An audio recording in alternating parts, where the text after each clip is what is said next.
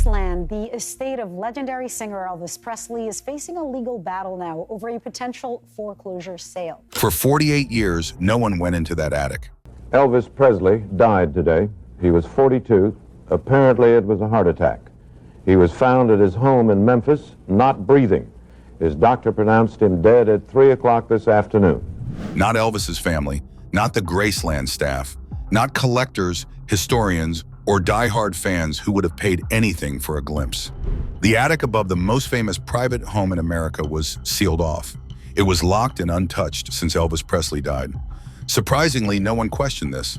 Vernon Presley, Elvis's father, decided to keep the attic closed. He told everyone to leave it alone. And for nearly 50 years, that's what everyone did.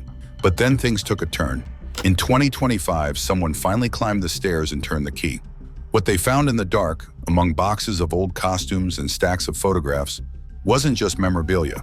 It was a piece of Elvis Presley that the world was never meant to see. It was shocking, like to the world, only a million times more.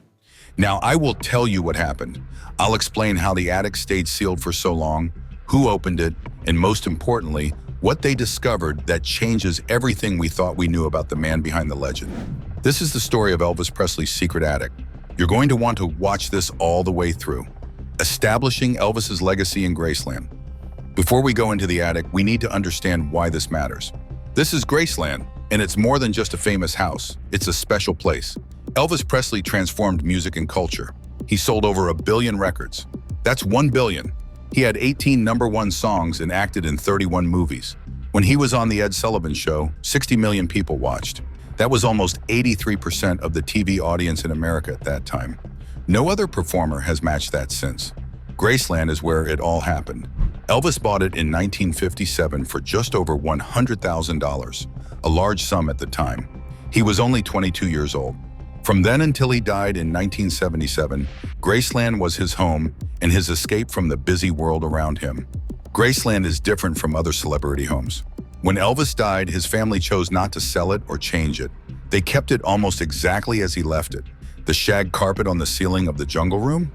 Still there. The TV room with 3 screens so Elvis could watch multiple football games? Still the same.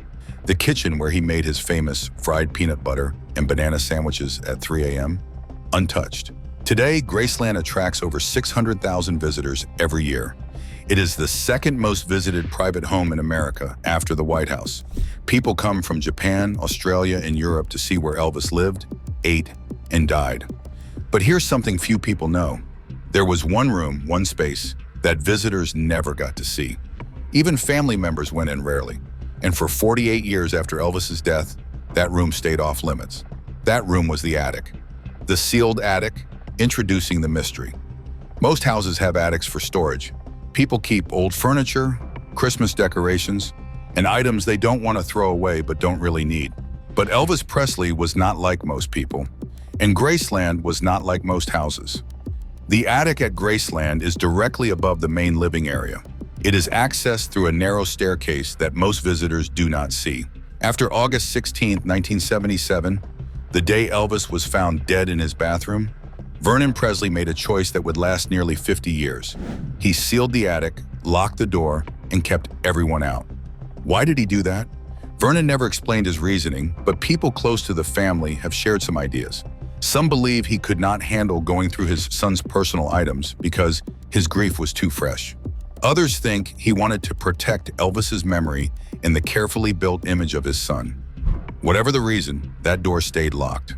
When Vernon died in 1979, just 2 years after Elvis, he left those instructions. Priscilla Presley, Elvis's ex-wife, took over the estate and changed Graceland from a private home into a tourist spot, but she always honored Vernon's wish to keep the attic closed. Years went by, the 80s came and went, then the 90s and 2000s. Staff members who had worked there since Elvis's time retired, and new workers joined the Graceland team. Still, no one went up those stairs. Think about it.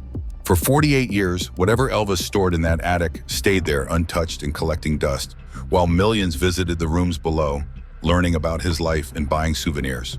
The most personal items of the king of rock and roll remained hidden just above their heads, and no one knew what was up there. Until now. The timeline. Why 48 years? What changed?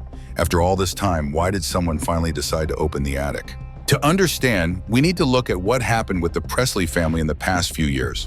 This story isn't just about an old attic, it's about grief, legacy, and a new generation asking essential questions. When Vernon Presley died in 1979, Elvis's grandmother, Minnie Mae Presley, took control of the estate. When she passed in 1980, everything went to Lisa Marie Presley, Elvis's only child. At that time, she was just a child, so Priscilla stepped in to manage things. Priscilla did a fantastic job. When she took over, the estate was in debt because Elvis had been very generous during his life, and maintaining Graceland was expensive. But Priscilla turned things around. She opened Graceland to the public in 1982, and within a year, it was making millions. Despite all the business decisions and expansions, that attic stayed off limits. It felt like an unspoken agreement. We don't go up there or talk about what's up there. We leave it be. Then, on January 12, 2023, everything changed. Lisa Marie Presley, Elvis's daughter and the sole heir to his legacy, died unexpectedly at 54 from cardiac arrest. The shock went through the music world. She was buried at Graceland next to her father and son. Suddenly, a new generation took control. Lisa Marie's daughters, Riley Keough and twins Finley and Harper, inherited the estate. Riley took an active role in managing the family legacy and began asking questions that hadn't been asked in years. What's in the attic? Why is it sealed? What did my great-grandfather protect? It took months of discussions, legal advice, and debates about whether to honor Vernon's original wishes or finally bring closure to decades of mystery. But in the end, they made a decision. In 2025, for the first time since Elvis Presley's death, someone would climb the stairs and open that door. The discovery process, opening the door. The team gathered early on a Tuesday morning. It wasn't a large group, just the important people. There were archivists from the estate, a preservation expert, a family representative, and Riley Keough, who wanted to be there. The key had been kept in a safe in Graceland's office for 48 years. There was real worry that it might not work anymore, that the lock could be stuck or broken after all this time. But it worked. The team climbed the narrow stairs, holding flashlights. At the top stood a plain wooden door. It looked ordinary, but behind it was almost 50 years of silence. Riley took the key. Her hands shook as she later shared in an interview. This was not just about opening a door. It was about entering her grandfather's world, a world untouched since before her mother was a teenager. The lock was stiff. The key was hard to turn at first. After one try and then another, on the third attempt, with a little force, the lock clicked. The door opened, and a rush of stale air came out, filled with the familiar smell of old paper, yet fabric and time. For a moment, everyone stood still. Flashlights pierced the darkness, revealing shapes unseen by anyone in nearly 50 years. Then they stepped inside.